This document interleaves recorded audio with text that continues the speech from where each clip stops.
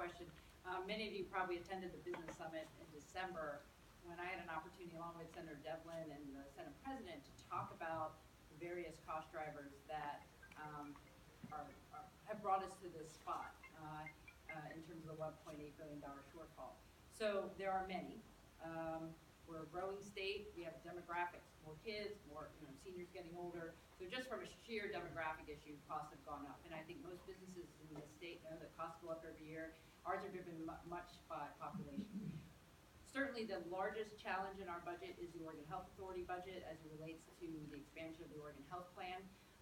As we know, although we have gotten the extension of our waiver on Medicaid, we did not get additional resources. Particularly with the change in administration in DC. And we knew that at some point we'd be picking up part of the tab to make sure almost all Oregonians have access to health care and health insurance. That's good for the state, it's good for the economy. We have to figure out how to pay for that now. We have had ongoing issues as it relates to our public safety system. We are still driven a lot by mandatory sentencing. Voters approved measures over the years.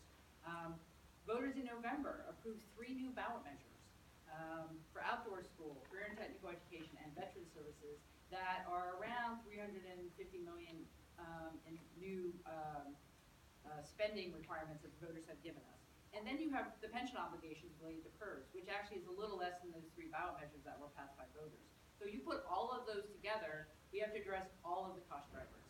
On the PERS issue in particular, we obviously made great efforts in 2013 to reduce the unfunded liability. The court said we couldn't do that.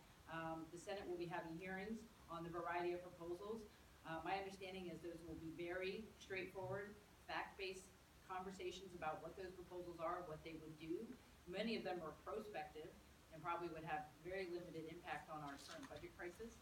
But they will be having conversations, and we'll all be watching closely to see if there is a proposal that could actually help us deal with our current budget issue. Do you think one is needed?